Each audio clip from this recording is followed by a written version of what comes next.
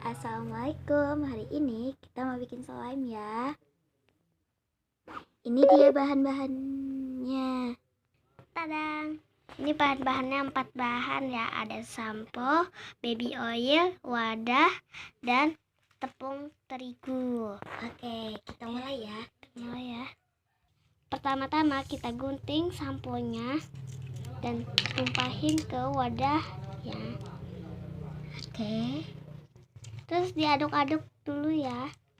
Pakai sendok kecil.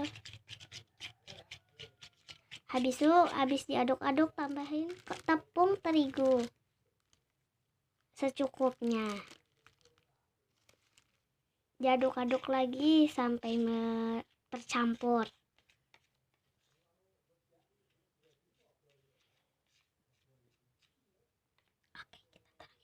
Oke, kita taruhin baby oil 3 ya. 3 tetes. Habis itu lalu aduk-aduk sampai merata. Tadang, sudah jadi ya slime.